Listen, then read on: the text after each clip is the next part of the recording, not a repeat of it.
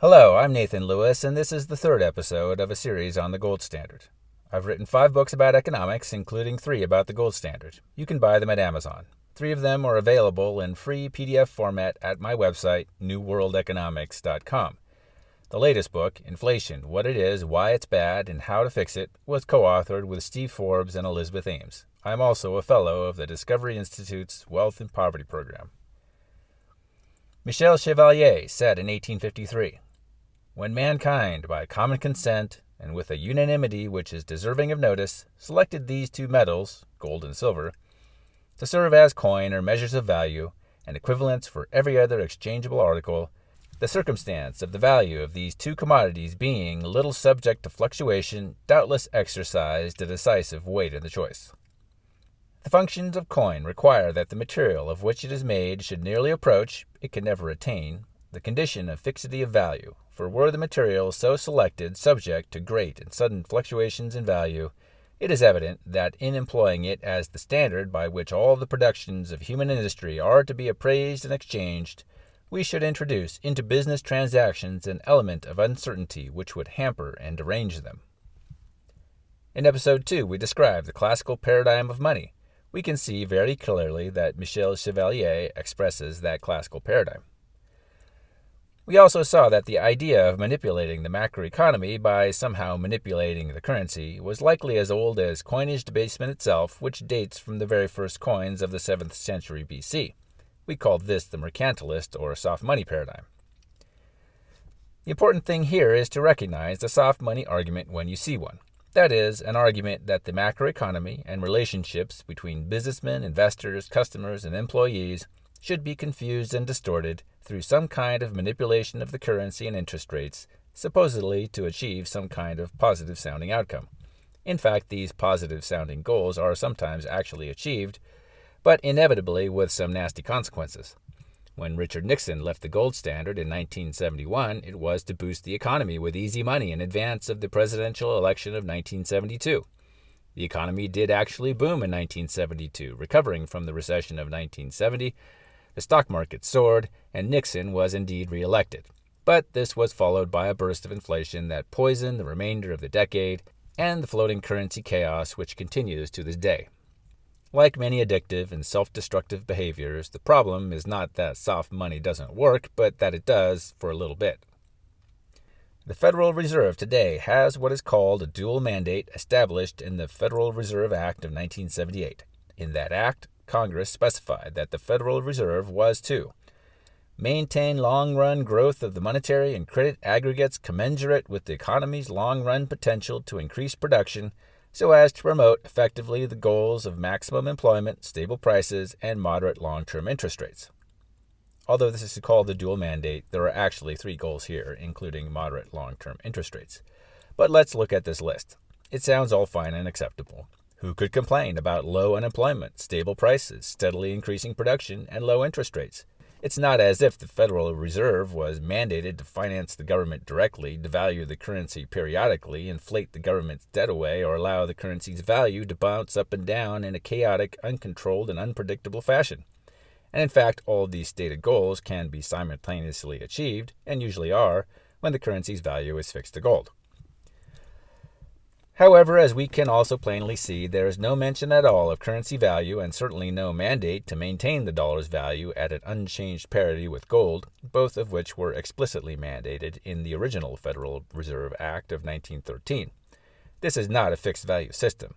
Its goals are explicitly macroeconomic manipulation using unemployment, prices as expressed by a consumer price index, and interest rates as prime objectives.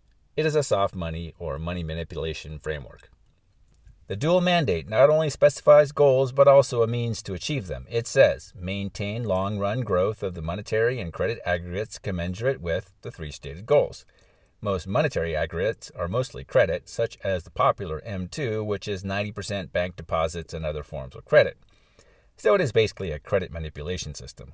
Nowhere is stability of the currency value mentioned, or even any kind of currency value, perhaps a manipulated or managed value. Credit aggregates are generally highly correlated with nominal GDP, so this implies managing nominal GDP. Since credit aggregates are conceived to be managed by interest rates, this is also effectively a mandate to manipulate interest rates. Just as in the early days of state communism in the Soviet Union or China, perhaps we can excuse our predecessors whose hopes, dreams, and ambitions were not then tempered by bad experience. The dual mandate probably seemed like a kind of capitalist workers' paradise. But today I think it is safe to say, after decades of experimentation, that this is a very bad way to manage a currency. That's not just my opinion, it is also the opinion of Mervyn King, who was the head of the Bank of England for 10 years. Although King was never a gold standard or sound money advocate, and very much a representative of the mainstream money and credit manipulation consensus, nevertheless, in attempting to actually implement this program over the period of a decade, he found that it was terribly hard to do, its benefits were not particularly obvious, it often produced a lot of negative unintended consequences. He warned that trying to sustain such financial alchemy, as he termed it, was a bad idea. King advocated the audacity of pessimism, by which he means the willingness to accept that this is actually a bad idea. But this makes perfect sense. In Episode 2, we examine the idea that money serves as a kind of carrier of information in an economy. Money and prices, in the context of the free enterprise system, are the mechanism by which the activities of millions of people are organized into productive networks of cooperation. If you start manipulating and distorting this information system, you are going to get distorted and unproductive results. This should be obvious on a theoretical basis, and Mervyn King tells us, is what also happens in the real world. The dual mandate of 1978 is a bad way to run a currency, but it is a rather succinct and accurate description of the political process by which a floating fiat currency produces the mostly negative unintended outcomes that it produces. Today, currencies generally do not decline in value due to direct government finance, overt devaluation, or coinage debasement, although these patterns were common in the past.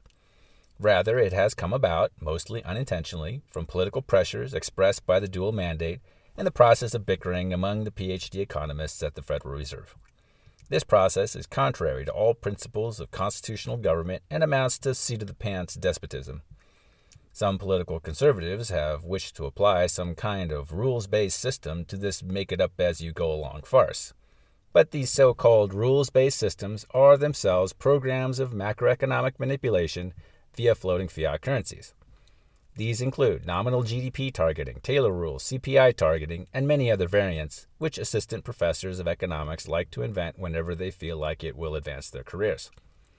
None of these proposals attempt to maintain a stable currency value, and surely none would achieve it. In 1962, bizarrely, while the U.S. dollar and other major world currencies were still fixed to gold as mandated in the Bretton Woods Agreement of 1944, some of these conservative economists got together to begin searching for a so-called monetary constitution. This search apparently didn't go so well because 50 years later, in 2012, some of the same people released another book continuing the search for a monetary constitution. It sure must be hard to find. But in the actual U.S. Constitution, in Article 1, Section 10, it says, "No state shall coin money, emit bills of credit, make anything but gold and silver coin a tender in payment of debts." Taken in a narrow sense, this applies only to state governments. But we can tell what the founders intended for the federal government because they wrote it out in the Coinage Act of 1792, which established the dollar, as we know it today, as the regular currency of the new country. In a bimetallic system, as was common throughout the world at that time, the Act specifies that the U.S. dollar shall be defined as either 371 1/4 troy grains of pure silver, which is about 24.1 grams, or 24 1/4 troy grains of pure gold, which is about 1.604 grams. In the Gold Standard Act of 1900, this bimetallic system was officially ended and the dollar's value defined in terms of gold alone. The Act also specified a punishment for any federal official that dared change the value of the currency. In Section 19, it said, "And be it further enacted that if any of the gold or silver coins which shall be struck or coined at the said mint shall be debased or made worse as to the proportion of fine gold or fine silver therein contained, every such officer or person who shall commit any or either of the said offenses shall be deemed guilty of felony and shall suffer death." In those days, they were really serious about maintaining a stable value of their currency. I think you can see the difference between this approach, which made America great, and the dual mandate of 1978, which has led to decades of economic underperformance. This is the actual monetary constitution of the United States. In Episode 4, we will look at how gold standard monetary systems are actually managed and operated in real life.